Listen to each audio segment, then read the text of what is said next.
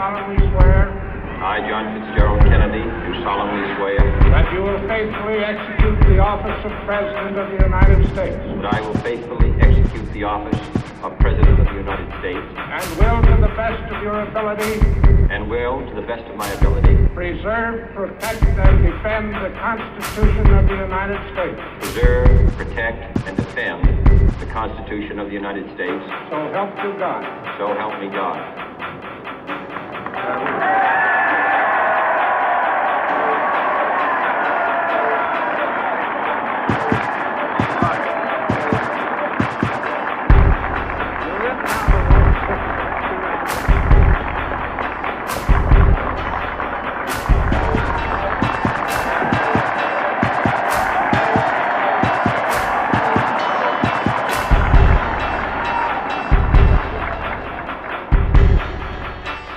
Vice President Johnson, Mr. Speaker, Mr. Chief Justice, President Eisenhower, Vice President Nixon, President Truman, Reverend clergy, fellow citizens.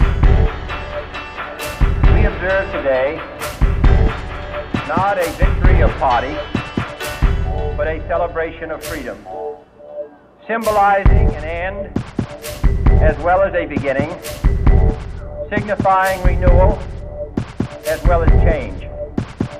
For I have sworn before you and Almighty God the same solemn oath our forebears prescribed nearly a century and 3/4 ago. The world is very different now. For man holds in his mortal hands the power to abolish all forms of human poverty and all forms of human life. And yet the same revolutionary beliefs for which our forebears fought are still at issue around the globe. The belief that the rights of man come not from the generosity of the state, but from the hand of God.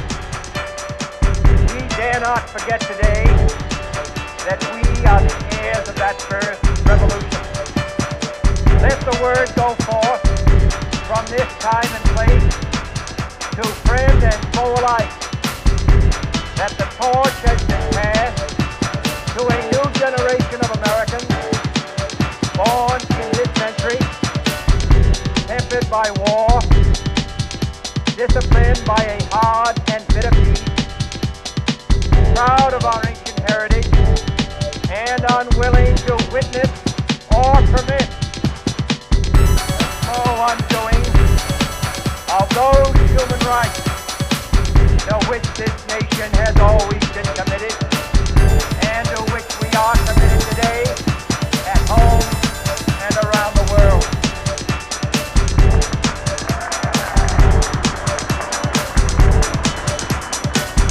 Let every nation know, whether it wishes us well or ill, that we shall pay any price, bear any burden, meet any hardship, support any friend, oppose any foe, to assure the survival and the success of liberty.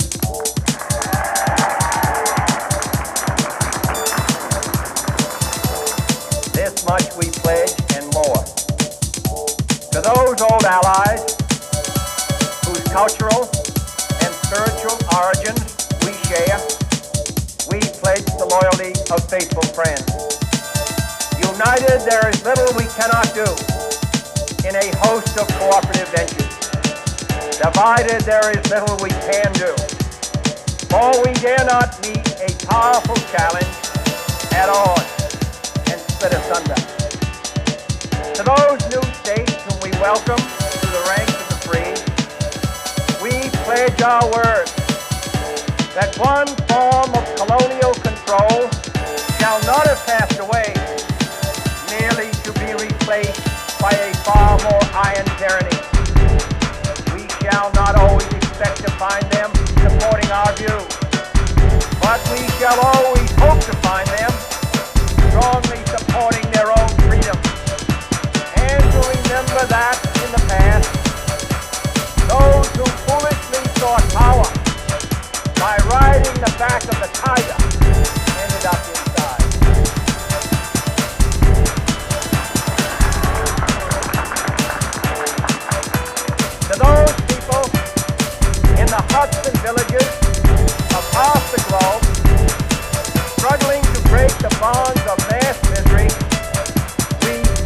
our best efforts to help them help themselves.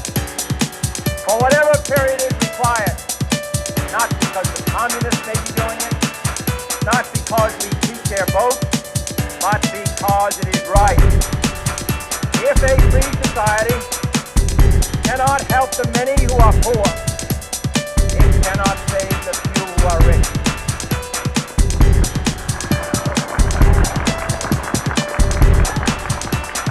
To our sister republic, south of our border, we offer a special pledge to convert our good words into good deeds.